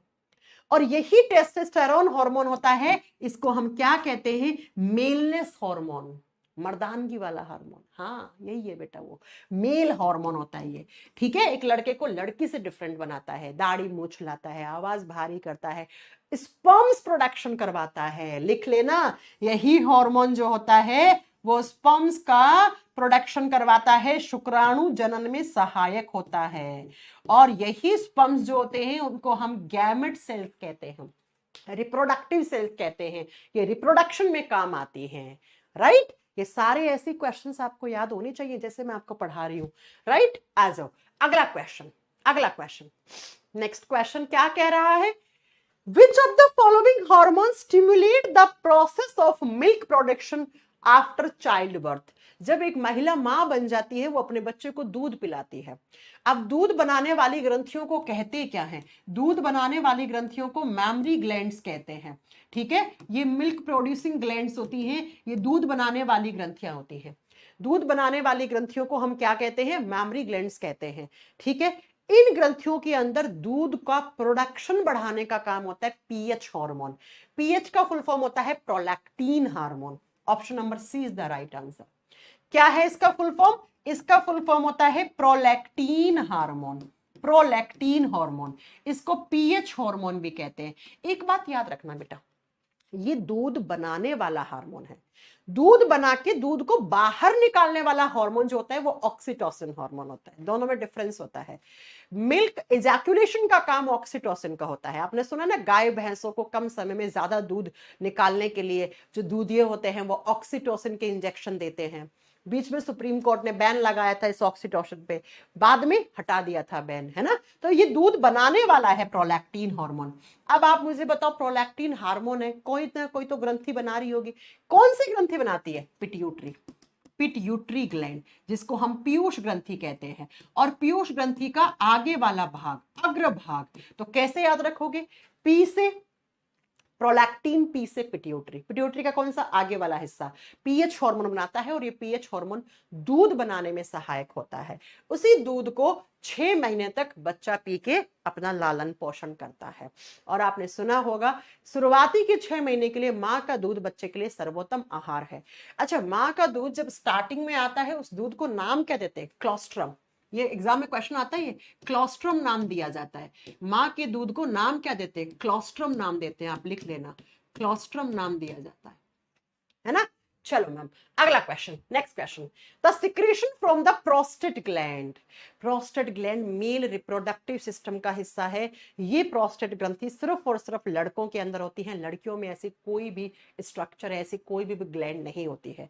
इसको पौरुष ग्रंथि कहते हैं, ये पुरुषों में पाई जाती है। और आजकल लड़कों में प्रोस्टेट कैंसर बहुत ज्यादा फैल रहा है, शायद आपने सुना हो। तो जब इसी ग्रंथि के अंदर प्रोस्टेट ग्लैंड के अंदर जब कैंसर हो जाता है तो उसको प्रोस्टेट कैंसर कहा जाता है। ये मेल रिप्रोडक्टिव ऑर्गन का हिस्सा है। और ये प्रोस्टेट ग्लैंड जो अपना सिक्रेशन, अपना श्रावण देती है, वो मेल रिप्रोडक्टिव सिस्टम के कौन से हिस्से में जाता है? तो बेटा ये यूरेथ्रा वाले पार्ट में जाता है, जिसको हम एक्सटर्नल जेनाइटल एरिया भी कहते हैं मेल रिप्रोडक्टिव सिस्टम का। तो जो प्रोस्टेट ग्लैंड होती है ना बेटा, वो अपना सिक्रेशन बनाती है और ये सिक्रेशन सीधा जाता है यूरेथ्रा। यूरेथ्रा का मतलब होता है मूत्र मार्ग, जिस मार्ग से यूरिन एक्सक्रीट आउट करते हैं, वहीं से निकलता है सीमीन, जिसको वीर्य कहते हैं। और उसमें जिसमें स्पर्म्स भी होती हैं, शुक्राणु कोशिकाएं भी होती हैं। ठीक है, हाँ जी मैम। अगला question, next question, next question, अगला क्वेश्चन क्या कह रहा है? Where is the pituitary gland, one of the most important gland in our body located. पीयूष ग्रंथि कहां होती है? ब्रेन में, हमारे मस्तिष्क में होती है। ब्रेन में 3 ग्रंथियां होती हैं, लिख लेना। पिट्यूटरी ग्लैंड भी ब्रेन में होती है, हाइपोथैलेमस ग्रंथि भी ब्रेन में होती है। हाइपोथैलेमस ग्रंथि तो ब्रेन का हिस्सा है और ये ग्रंथि की तरह भी काम करता है। और तीसरी जो होती है वो पीनियल बॉडी ग्लैंड, पीनियल काय ग्रंथि। लिखो, पीयूष ग्रंथि, पीनियल काय ग्रंथि, हाइपोथैलेमस ग्रंथि, ये तीनों हमारे ब्रेन में होती है, ह्यूमन ब्रेन में होती है। तो कहां है बेटा इसका आंसर? Inside the skull. अब मैं आपसे पूछूं ब्रेन कहाँ है, तो आप क्या बोलोगे? मैम ये जो खोपड़ी है, इस खोपड़ी के अंदर दिमाग है ना। तो उसी दिमाग के अंदर क्या है? आपकी पीयूष ग्रंथि है। तो इस क्वेश्चन का आंसर क्या हो जाएगा? स्कल, क्रैनियम के अंदर जो दिमाग है उसके अंदर होती है, उसके अंदर होती है। चलो अगला question, there is no enzyme. इनमें से कौन सा एक एंजाइम नहीं है? ठीक है, इनमें से कौन सा एक एंजाइम नहीं है? अब एंजाइम नहीं है तो वो हार्मोन होगा बेटा, सिंपल सी बात है ना। चलो मैम, मैंने 120 वीडियो 7 दिन में खत्म कर दी, सब याद हो गया, वाह वाह, क्लैपिंग क्लैपिंग भैया आपके लिए। 7 दिन में खत्म कर दी बेटा, है ना। चलो सुनो, इनमें से कौन सा एंजाइम नहीं है? इंसुलिन एंजाइम नहीं होता है। इंसुलिन तो एक हार्मोन है बेटा, हार्मोन है। जबकि बाकी देखो, अमाइलेज एंजाइम है, पेप्सिन एंजाइम है, लाइपेज एंजाइम है। जिस भी एंजाइम के एंड में, आखिर में एज लगा हुआ होता है, शब्द के जिस शब्द के आखिर में एज लगा हुआ होता है वो तो एंजाइम ही होता है बेटा, डेफिनेटली, है ना। ये तीनों एंजाइम है, ये एक हार्मोन है। अब मुझे आप एक चीज बताओ कि हार्मोन और एंजाइम में डिफरेंस क्या होता है? हाँ, हॉर्मोन्स और एंजाइम में डिफरेंस क्या होता है? कौन बता पाएगा मुझे? शब्द तो बहुत बार सुनते हो आप। सुनिए बेटा, जो एंजाइम्स होते हैं, almost all enzymes are made up of protein. Enzymes जो होते हैं, अधिकांशतः एंजाइम, अप्रोक्स 99.99% एंजाइम्स होते हैं वो प्रोटीन के बने हुए होते हैं। लेकिन बेटा जो हार्मोन होते हैं ना, हार्मोन प्रोटीन से भी बन सकते हैं।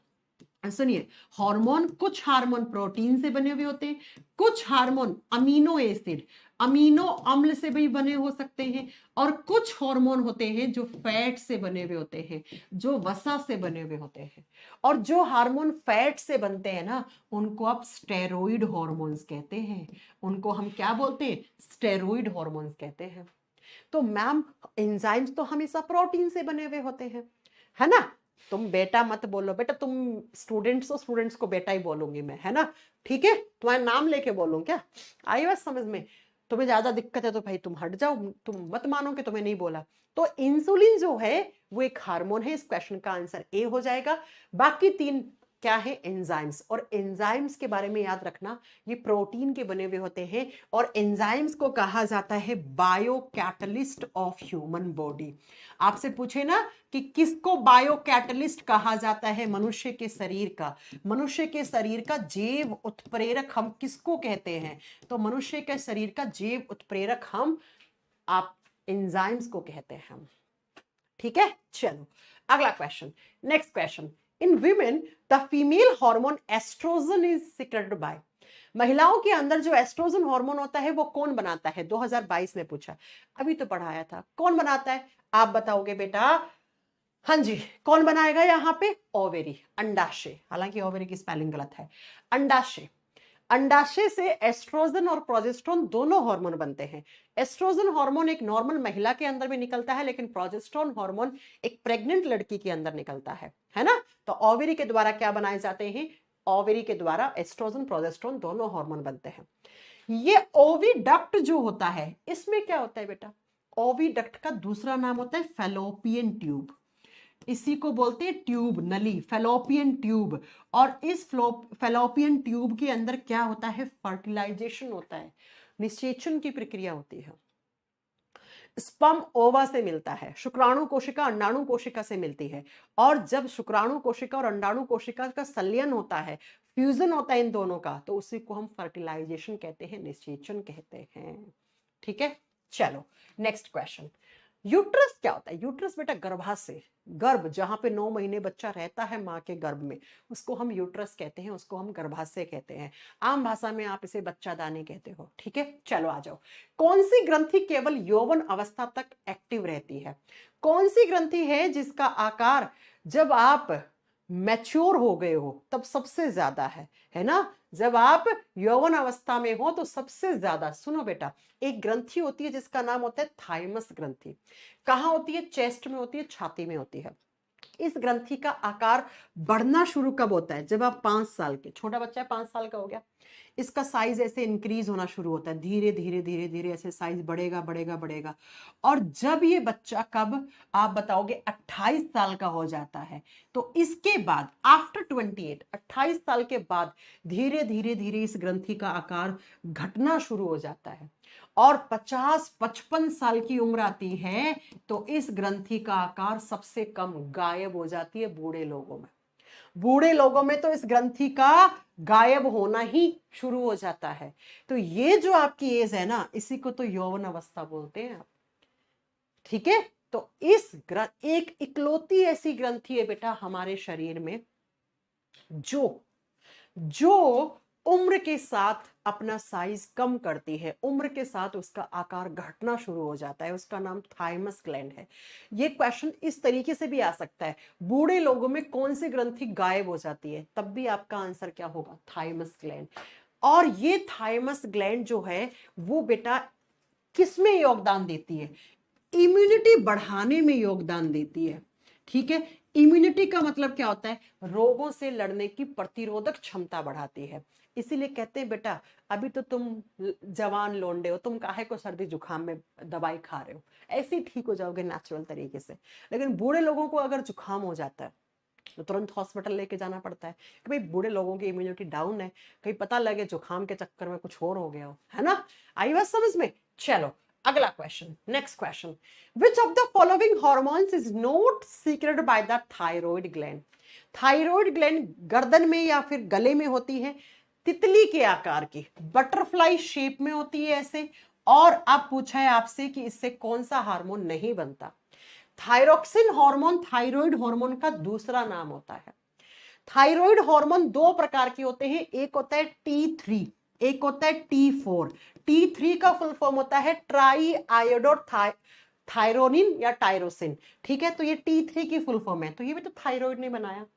और सिर्फ 2% में थायराइड ग्रंथि बनाती है कैल्सिटोनिन। ये तीनों ही हार्मोन थायराइड ग्रंथि के हैं। अरे ऐसे याद करो, थायराइड ग्रंथि से थायराइड हार्मोन्स बनते हैं। ये थायराइड हार्मोन्स का दूसरा नाम थायरोक्सिन हार्मोन भी होता है। ये थायराइड हार्मोन्स 2 प्रकार के होते हैं, T3 एंड T4। बस खत्म।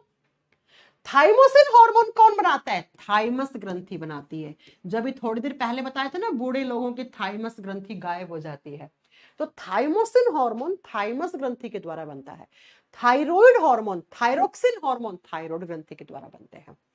और ये T3 और T4 जब ब्लड की आप इन हार्मोन को, डॉक्टर बोलते हैं ना थायराइड हार्मोन चेक करवा लो।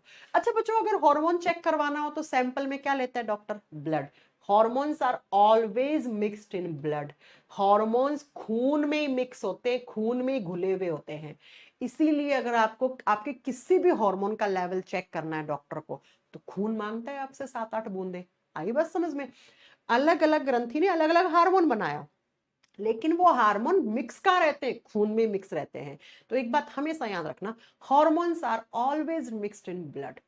हार्मोन हमेशा और हमेशा खून में ही घुले हुए होते हैं। अगला क्वेश्चन, नेक्स्ट क्वेश्चन क्या कह रहा है स्क्रीन पे है, आपसे पूछ रहा है कि the gland in human body which secrete both enzyme and hormone. कौन सी ग्रंथि है जो एंजाइम भी बना रही होगी, हार्मोन भी बना रही होगी? और बेटा सुनो, हार्मोन बनाने वाली को बोलते हैं एंडोक्राइन ग्लैंड, अंतःस्रावी ग्रंथि। जो हार्मोन बनाती है उनको अंतःस्रावी ग्रंथियां कहा जाता है। और जो एंजाइम बनाती हैं उनको आप क्या कहते हो? एक्सोक्राइन, बहिस्रावी ग्रंथि। अब ये दोनों की तरह काम कर दे उसको हम बोलते हैं मिक्स्ड ग्लैंड, मिश्रित ग्रंथि। ये दोनों का मिक्स होगी, और दोनों का मिक्स यहां पे सबसे बड़ी कौन सी होती है? अग्नाशय, पैनक्रियास। पैनक्रियास, पैनक्रियाटिक कैंसर हो रहा है ना? आपको पता है India is a capital of cancer. India में कैंसर बीमारी के सबसे ज्यादा मरीज हैं, सबसे ज्यादा इंडिया में हर साल कैंसर बीमारी से लोग मर रहे हैं। आजकल देखो ना बेटा, हर तीसरे आदमी को सुनने में आता है उसको कैंसर हो गया। तो जब इस पैनक्रियास के अंदर कैंसर होता है तो उसी को पैनक्रियाटिक कैंसर कहते हैं। और ये पैनक्रियास अग्नाशय कैसा होता है? पेड़ के पत्ते जैसा होता है, ऐसे पेड़ का पत्ता होता है उसके आकार का होता है। ये हमारे शरीर में हार्मोन भी बनाता है, एंजाइम भी बनाता है, बहुत जरूरी ग्रंथि है। क्यों? क्योंकि थोड़ी देर पहले आपकी मैडम ने एक चीज पढ़ाई थी, इंसुलिन हार्मोन। और बेटा ये इंसुलिन हार्मोन भी तो कौन बना रही है? ये इंसुलिन हार्मोन भी तो पैनक्रियास बना रहा है, और इंसुलिन तो शुगर से बचा रहा है। तो आप समझिए, अगर किसी का पैनक्रियास खराब हो जाए, डैमेज हो जाए, तो उसे डायबिटीज होना तो तय है बेटा, है ना? तय है, कोई नहीं रोक पा रहा। चलो अगला क्वेश्चन, नेक्स्ट आरआरबी जेई 2018 में पूछा, जो एंडोक्राइन ग्लैंड्स होती है उनका दूसरा नाम क्या होता है? एंडोक्राइन ग्रंथियों को, अंतःस्रावी ग्रंथियों को और क्या कहा जाता है? एंडोक्राइन ग्रंथियां पाउच जैसी होती हैं, थैलीनुमा आकार की होती हैं, ऐसे पाउच जैसी होती हैं बेटा, ठीक है? इनके पास कोई नलियां नहीं होती हैं, ये नलिका विहीन होती हैं, डक्टलेस ग्लैंड होती है, इनके पास नलियां नहीं होती हैं। मान लो ये एक पाउच जैसी अंतःस्रावी ग्रंथि है, ठीक है? ये पाउच है, इसने हार्मोन बना दिया इसने हार्मोन।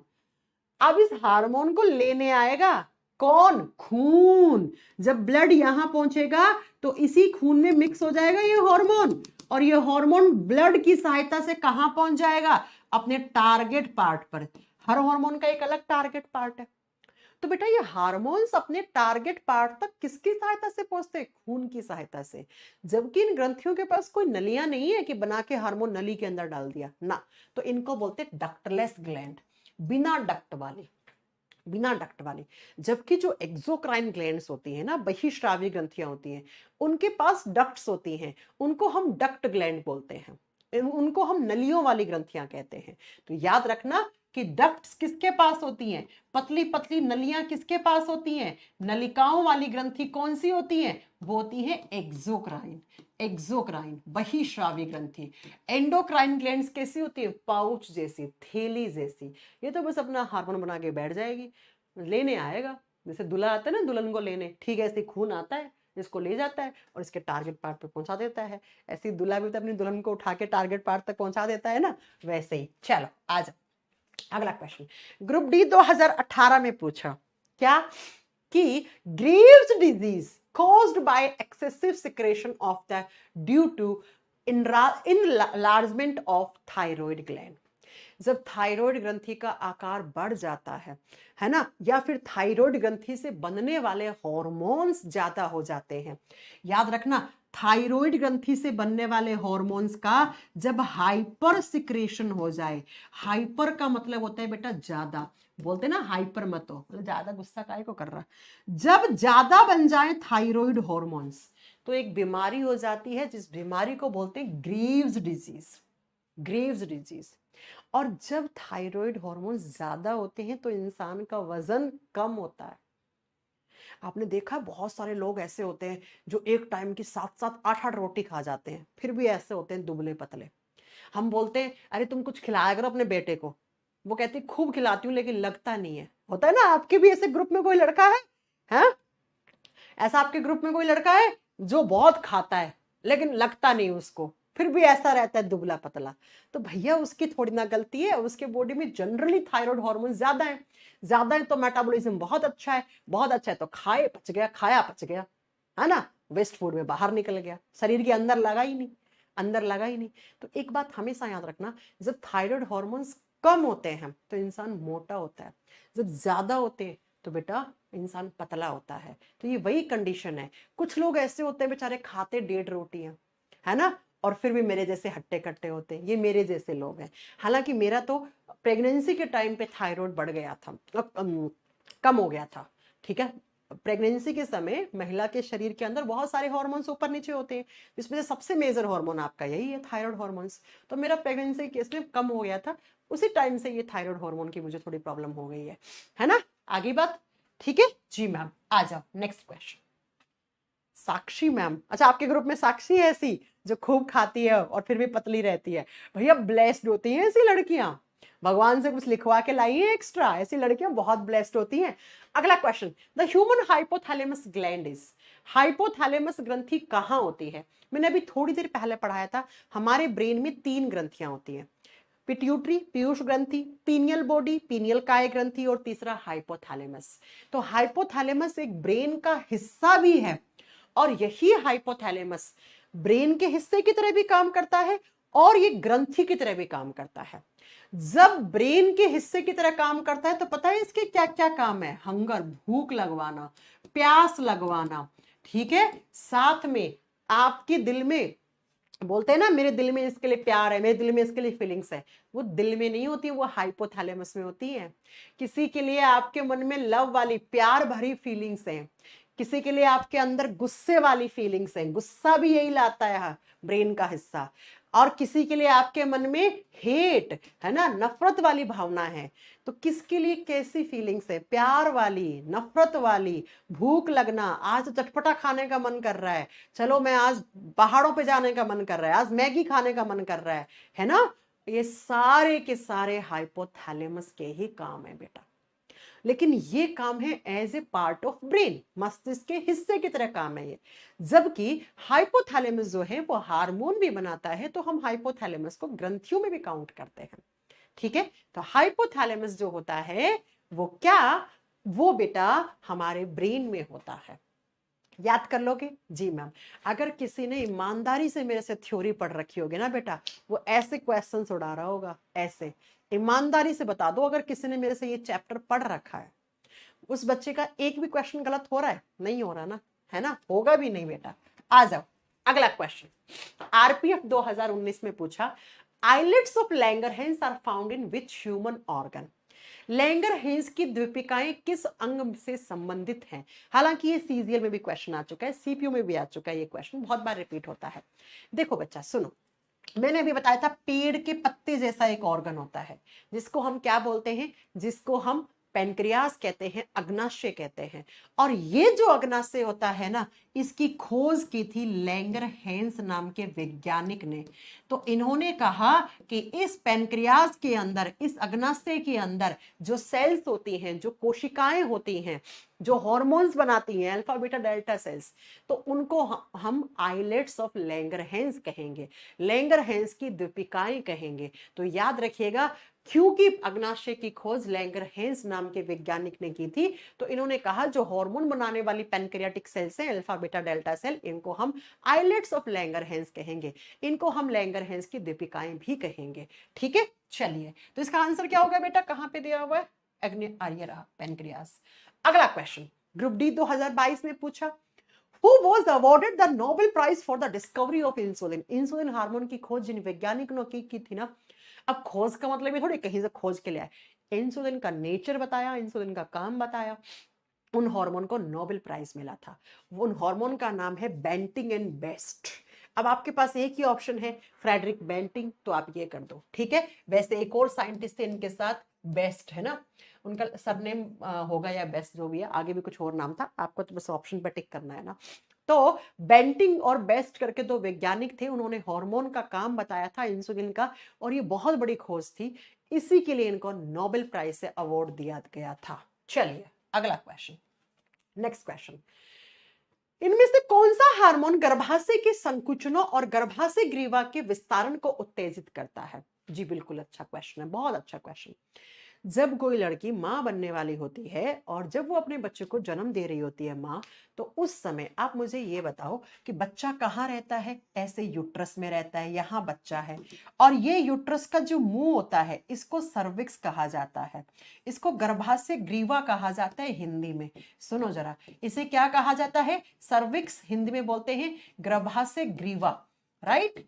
और ये ऊपर वाला ये क्या है? यूट्रस, ये गर्भ है, यहाँ पे बच्चा है, ठीक है, ये बच्चा है। अब बच्चा हो गया 9 महीने का, तो क्या होगा? ये सर्विक्स की ओपनिंग होगी और यहाँ पे होता है वेजाइना, योनि। तो यहां से ये सर्विक्स के अंदर जो मसल्स होती हैं, ये सर्विक्स के अंदर मसल्स, यहाँ दोनों साइड मांसपेशियां होती हैं बेटा। जब तक ये सर्विक्स ओपन नहीं होगा तब तक तो बच्चा बाहर आ ही नहीं सकता, डिलीवरी हो ही नहीं सकती, माँ बच्चे को जन्म दे नहीं सकती। तो 9 महीने के बाद क्या होता है, जब डिलीवरी का समय आता है, उस समय ये जो सर्विक्स के यहाँ पर मांसपेशियां होती हैं, इनमें कॉन्ट्रैक्शन पैदा होता है, खिंचाव पैदा होता है ऐसे, और ये खिंचाव पैदा करने का काम ऑक्सीटोसिन हार्मोन का होता है। और जैसे ही मांसपेशियों में खिंचाव पैदा होता है तो ये सर्विक्स का मुंह खुल जाता है, तो ये बच्चा यहां से वेजाइना से होता हुआ बाहर निकल जाता है, बच्चे का जन्म हो जाता है ना। तो ये जो सर्विक्स होती है, गर्भाशय ग्रीवा होती है, इसकी ओपनिंग करवाने का काम कौन करता है? ऑक्सीटोसिन। अब बच्चा, ये ऑक्सीटोसिन जब ज्यादा बनता है तो आसानी से डिलीवरी हो जाती है। अब किसी किसी लड़की के अंदर ये ऑक्सीटोसिन कम रह जाता है, तो बेटा ये डाइल्यूट होने में सर्विक्स का माउथ बहुत टाइम लगता है, तो उसको बहुत पेन होता है। और जब माँ अपने बच्चे को जन्म देती है तो उस समय माँ अपने बच्चे को जब जन्म देती है तो उसको जो पेन होता है, जो पीड़ा होती है, उसको लेबर पेन, प्रसव पीड़ा कहा जाता है। और ऐसा कहा जाता है जब कोई भी लड़की, कोई माँ अपने बच्चे को जन्म देती है तो उसको 106 हड्डियां टूटने के बराबर दर्द होता है। सोचिए आप जरा सोच के इमेजिन करके देखिए कि सृष्टि कैसी बनी है ये पूरी, है ना। अगर मैं आपकी एक थोड़ी सी हड्डी को ऐसे खिसका दूं तो तुम 10 दिन तक ऐसे प्लास्टर बांध के ऐसे तुम चलते रहोगे। और एक माँ ने अपने बच्चे को जब जन्म दिया तो 106 हड्डी टूटने के बराबर उसने दर्द महसूस किया। क्यों? क्योंकि आप देखिए कि ये जो सर्विक्स है, गर्भाशय ग्रीवा है, इसका माउथ ओपन होने में बहुत ज्यादा यहाँ की मांसपेशियों में कॉन्ट्रैक्शन पैदा होता है, एक तरीके से यहाँ के टिश्यूज ब्रेक डाउन हो जाते हैं, उनका टूट जाता है। और इतनी ज्यादा जब ये टिश्यूज टूटते हैं तो ब्लड तो निकलता ही है। तो प्यारे बच्चों, इसीलिए कहा जाता है इस दुनिया में सबसे बड़ी योद्धा माँ होती है। आप कितना ही कुछ कर लें, आप माँ के दूध का, माँ के जन्म का जो कर्ज है ना आपके ऊपर, आप उसको कभी भी नहीं चुका सकते हैं। तो बेटा यही हार्मोन होता है ऑक्सीटोसिन, जो लेबर पेन को डिक्रीज करने का काम करता है। अब आजकल का रहन सहन, लाइफस्टाइल ऐसा हो गया है कि ये हार्मोन इम्बैलेंस होना बहुत नॉर्मल बात हो गई है लड़कियों में। तो बेटा उनको एक तरीके से ऑक्सीटोसिन मिलता ही नहीं है, होता ही नहीं है बॉडी में। तो उसी ऑक्सीटोसिन को फिर डॉक्टर्स आर्टिफिशियल तरीके से देखते हैं ताकि उसको लेबर पेन कम हो, राइट। तो ये ऑक्सीटोसिन हार्मोन को कहते हैं हम लेबर पेन कम करने वाला हार्मोन, प्रसव पीड़ा को कम करने वाला हार्मोन।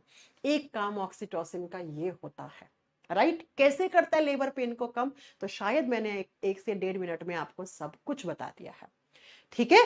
तो ये बात बिल्कुल सच है, एक बारी के लिए आप अपने पिता के कर्ज को चुका दोगे। पिता ने आपको पाला पोसा है, आपके लिए घर में इतनी मेहनत करके पैसा कमाए हैं, उस पैसे से आपको अच्छी एजुकेशन, अच्छे संस्कार भी आपको दे दिए हैं, है ना, ये काम करा पिता ने। लेकिन माँ देख रहे हैं आप क्या करती है ना। तो बेटा पिता को तो आप क्या करोगे, अच्छे संस्कार दिए, उन संस्कारों को अपने साथ रख के और आप नौकरी हासिल कर लोगे तो अपने पिता का जो सीना है वो चौड़ा हो जाएगा। तो एक तरीके से उनके तो एहसान, बुढ़ापे में उनकी सेवा कर दोगे, है ना, कभी गलत काम नहीं करोगे, तो पिता के तो एहसान चुक गए। माँ का एहसान तुम कैसे चुका पाओगे। तो माँ का एहसान कोई नहीं चुका सकता बेटा। आइए जरा अब चलते हैं अगले क्वेश्चन पे। तो अगर आपसे एग्जामिनर क्वेश्चन पूछे लेबर पेन को डिक्रीज करने वाला हार्मोन कौन सा है, ऑक्सीटोसिन हार्मोन। अच्छा सुनो, ये ऑक्सीटोसिन हार्मोन मिसकैरेज भी करवाता है। कैसे करवाता है सुनिए जरा, ये सारी नॉलेज आपके डेली लाइफ में बहुत काम आने वाली है। ये क्वेश्चन भी पूछता है, बीपीएस का पेपर होता है, उसमें क्वेश्चन पूछा हुआ है। देखो बेटा, जब कोई लड़की प्रेग्नेंट हुई तो स्टार्टिंग के कुछ दिनों में ऑक्सीटोसिन निकलता है, लेकिन कम निकलना चाहिए।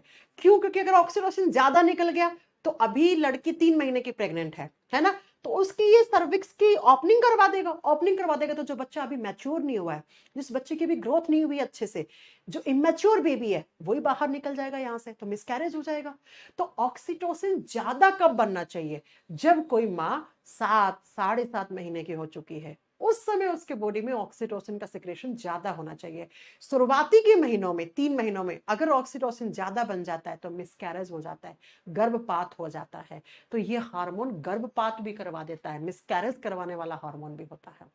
ये ज्यादा कब बनना चाहिए, स्टार्टिंग के फेज में तो प्रोजेस्टेरोन ज्यादा बनना चाहिए। प्रोजेस्टेरोन प्रेगनेंसी हार्मोन है, वो प्रेगनेंसी को मेंटेन रखता है। तो शुरुआती दौर में प्रोजेस्टेरोन ज्यादा, ऑक्सीटोसिन कम।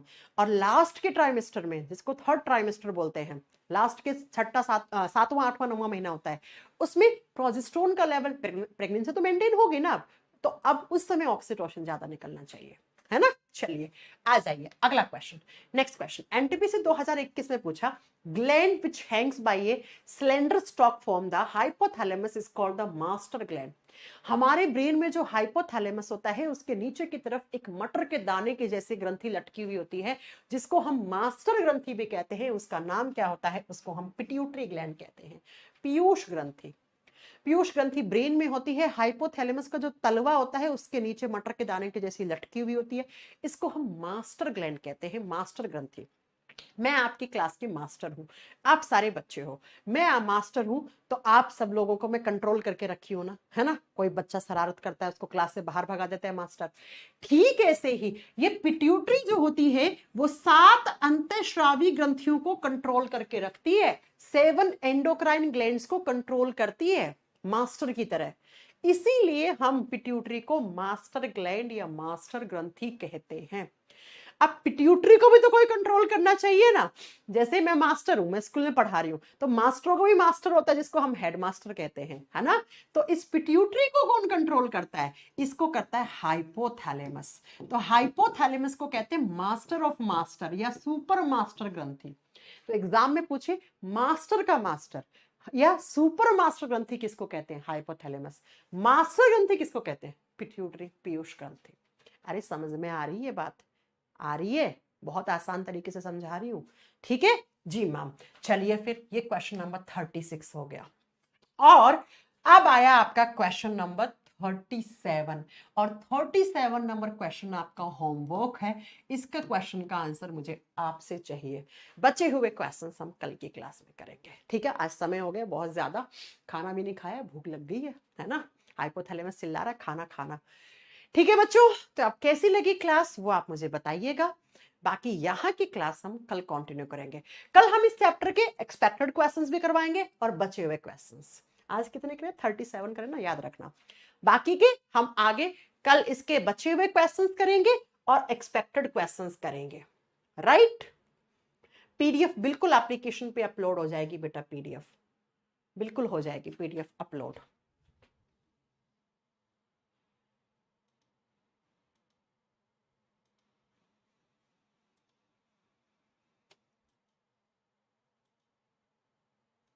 हाँ जी, अब आप जाते जाते, हाँ हाँ मैं भूल ही गई थी, मैं तो भूल ही गई, जाते जाते मुझे ये बताते जाओ कि आपके क्वेश्चंस का स्कोर क्या रहा। 36 क्वेश्चंस करेंगे, 36, हाँ 36 क्वेश्चन में से आपके कितने क्वेश्चन सही हैं? बिल्कुल एकदम ईमानदारी के साथ बताओ, कोई झूठ नहीं बोलेगा, ठीक है? कितने क्वेश्चन सही हैं? और अगर आपको क्लास अच्छी लगती है ना, तो प्लीज वीडियो को लाइक कर दिया करें और शेयर भी कर दिया करें बच्चों के साथ। नहीं तो फिर तुम लोग कहोगे मैडम क्लास क्यों नहीं लेती हैं, है ना? कैसी लगी आपको क्लास? मैम एक गलत था, 29, 32, 22, 35, बहुत अच्छा बहुत अच्छा, 22, 28, 20। बेटा ईमानदारी से बता दो तुम साइंस स्पेशल वाले बच्चों जिन्होंने मेरे से थ्योरी पढ़ी है ना? एक भी क्वेश्चन गलत नहीं हो रहा होगा। अब देखो एक आधा तो रिवीजन ना होने की वजह से, प्रैक्टिस ना होने की वजह से हो सकता है। अच्छा बच्चों, मैं आप लोगों के लिए ना साइंस के एक बहुत अच्छी चीज प्लान कर रही हूँ आप लोगों के लिए। बहुत जल्दी मैं आप लोगों को एक अच्छी चीज प्रोवाइड करवाने वाली हूँ आरआरबी ग्रुप डी वाले बच्चों के लिए, जो एकदम ऐसे हो जाएंगे आपका सीना एकदम गदगद हो जाएगा, है ना? बहुत कहते हो ना मैम प्रैक्टिस नहीं कर पाते, प्रैक्टिस नहीं कर पाते, थोड़ा सा पेशेंस रखो। इस संडे तक एक ऐसा सरप्राइज लेके आने वाली हूँ मैं आपके पास, आप सब लोग बहुत खुश हो जाओगे। वाह वाह वाह वाह मैम करोगे, वाह वाह मैम करोगे, वाह वाह मैम करोगे, देखना आप, है ना? तो इस संडे को मैं जो इवेंट लूंगी उसमें आप लोगों को जरूर आना है। संडे को टाइमिंग वाइमिंग सब अनाउंस कर देंगे आपको, है ना? मैम आपने भी एक गलती की है। हे पार्थ, क्या गलती की है हमने? बताइए जरा, क्या गलती कर दी मैम से? क्या गलती हो गई? हाँ, हो सकती है गलती, मैं इंसान हूं बेटा, मैं कोई रोबोट थोड़ी ना। गलतियां रोबोट से नहीं होती हैं, मशीन से गलती नहीं होती है, मैं इंसान हूं, इंसान तो गलतियों से ही सीखता है। हो सकता है कुछ मिस्टेक हो गया हो, तो आप बताइए, मैं बिल्कुल करेक्ट करूंगी, है ना? सब कुछ थोड़ी ना सीख के आई हूं, मैं तो आप जैसे बच्चों से सीख सीख के पढ़ाना सीखी हूँ बेटा, है ना? मेरे से अगर कोई पूछता है कि आप कैसे पढ़ाना सीख गए, मैं बोलती हूँ अपने बच्चों से एक्सपीरियंस। बेटा ऑफलाइन क्लासेस करने का यही तो फायदा होता है। ऑफलाइन जब क्लास में बच्चे बैठे होते हैं ना, 200-250 बच्चे, वो कहीं से भी कुछ भी क्वेश्चन पूछ लेते हैं, तो टीचर को बहुत रहना पड़ता है। तो आपकी मैडम ने 6 साल ऑफलाइन रगड़ा है ना? तभी जाकर आज ऐसा पढ़ा पा रहे हैं। ठीक है बच्चों, thank you so much, bye bye, take care. बाकी संडे को जो साइंस का जो आप लोगों के लिए मैं एक सरप्राइज लेके आने वाली हूँ, उसके लिए आप लोग इंतजार करते रहिएगा, इसी संडे को हो जाएगा। बाकी अच्छे से पढ़ाई करते रहिए, बढ़िया पॉजिटिव माइंड के साथ। Thank you so much, bye bye, take care. BPSC के क्वेश्चंस अभी जो पेपर हुआ है, धुआं उड़ा दिया बीपीएससी के क्वेश्चंस में। मेरा बीपीएससी का एग्जाम फेवरेट एग्जाम होता है, बीपीएससी, एनडीए, सीडीएस तीनों हुए हैं अभी रिसेंट में, तीनों के क्वेश्चंस डिस्कस करूंगी मैं आपसे, डोंट वरी, है ना? चलो thank you so much, bye bye, good night, take care, bye bye बच्चों। पीडीएफ मेरे टेलीग्राम